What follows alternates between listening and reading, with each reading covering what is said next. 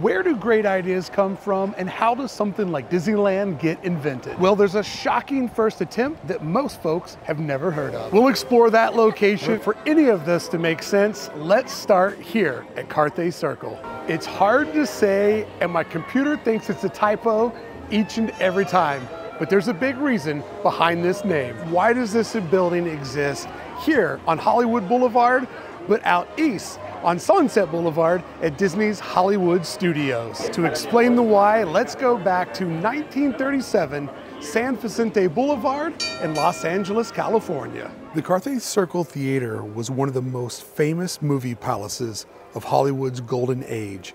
It opened in 1926 and was demolished in 1969. Considered developer J. Harvey McCarthy's most successful monument, the name Carthay comes from an English butchered version of his last name. The Carthay Circle Theater became the focal point of the Carthay Center. Carthay Circle became the neighborhood's official name, and is so still today. And even though the theater that once sat behind me is no longer here, this footprint is very much the same as it was back in the 30s, with a stacking building here, small building in the front, tall building in the back, another nice sized building over to the other side, and then this greenway, this little parkway, still exists here where it was back in the 30s. Now, none of these are the same building, but it's interesting that the same footprint, the same city planning holds true today, with just everything being a little bit bigger, and I'm gonna say a little less magical. But it is so cool to think that right behind me, right here, this is where the world saw Snow White for the first time, and just a couple blocks down this way is where the world saw something that resembled Disneyland for the first time. Friends, as a creative, I'm always excited to see where great ideas come from and the humble beginnings that will grow on to change the world. And this is one of those locations. This is the home of the first thing that Walt Disney ever did that resembled Disneyland. I'm standing in Dwarfland, here in the Carthay Circle neighborhood on the edge of Beverly Hills in Los Angeles, 2 blocks from the Carthay Circle Theater where Snow White would premiere. But right where I'm standing would be the audition for Disneyland, a little project called Dwarfland. And even though at the time Walt didn't know he was auditioning for something bigger, the idea that was pulled off right where I'm standing would eventually grow into Walt creating his very own theme park. So imagine where I'm standing existing the home of the 7 Dwarfs. So directly behind me off of Wilshire Boulevard exists this little parklet where Dwarfland sat, on a little 2-lane road with a park in the middle of it called McCarthy Vista.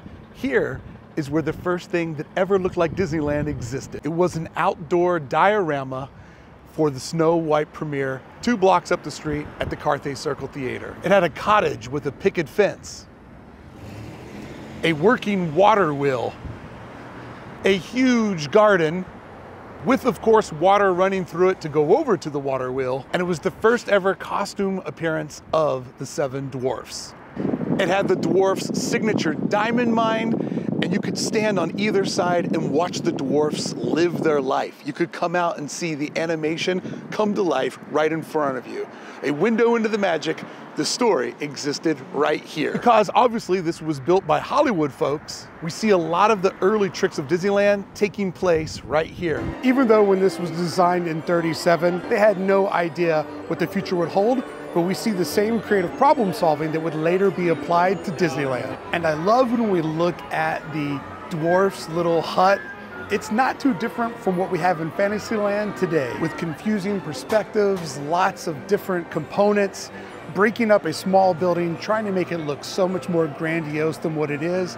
It's taking every little bit and turning it into different parts of storytelling, so you feel like you're seeing so much more than what you really are. One of the tricks of Hollywood set design. Being a real building, but designed like a Hollywood set, you can see how they took every little inch of the dwarf's home and morphed it into as many storytelling elements as possible, not unlike the puzzle pieces it is Fantasyland and Disneyland, which at the time they had no idea this would go on to create Disneyland. But you can see here that same problem solving from the 30s would be applied later on in the 50s and eventually the 80s, when Fantasyland would finally catch up with the attention to detail that was put into the dwarf's home back at the end of the 30s. Another one of my favorite details that came from this experiment was Disney's love of landscaping.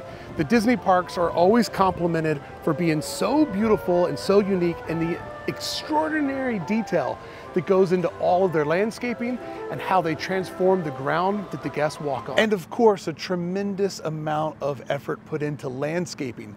The dwarf's garden existed at the end of the plot of land where I'm standing right now, with hundreds of flowers, toadstools, 3-foot tall mushrooms that were painted in different colors.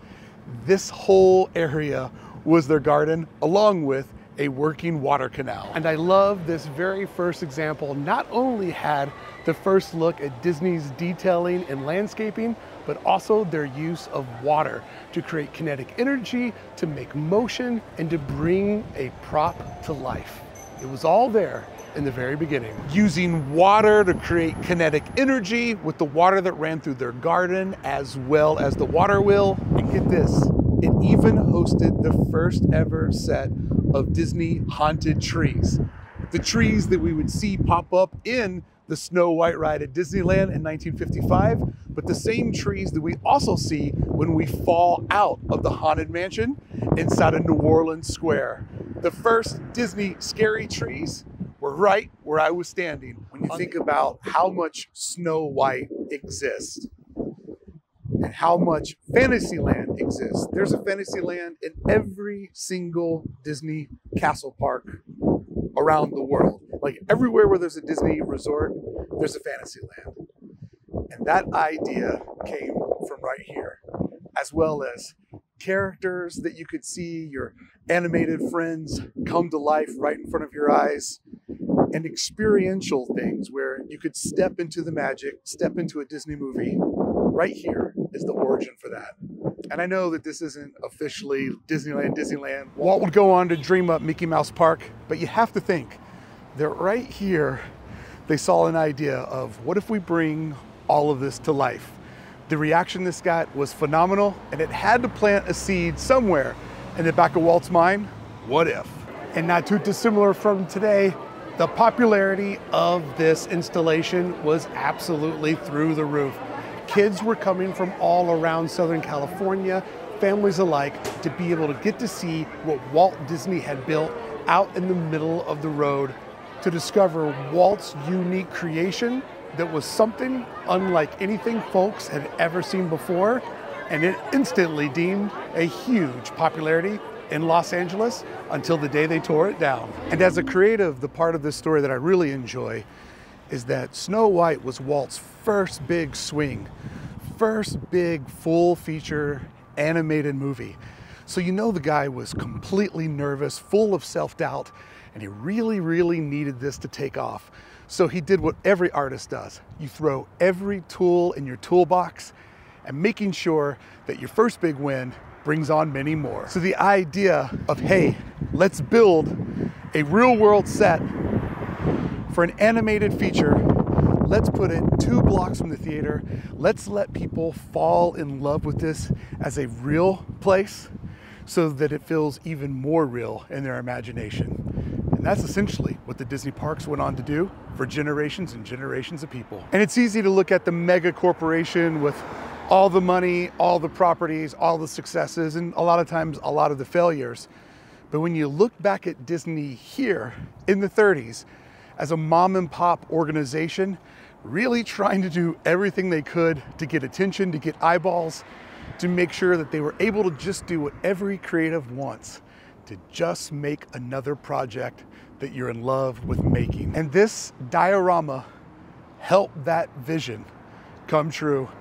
Bank of America would make so much money off of Snow White that they would give Walt money to make movie after movie, project after project, and even they would end up at Disneyland at some point. It's just crazy to think how sometimes crazy ideas can turn into such bigger and better, beautiful projects. And the Disney Fantasyland look is so essential to the overall storytelling and vibe. I mean, after all, when kids ran into Disneyland, they were running into what looked like a complete fantasy, materialized right in front of their eyes.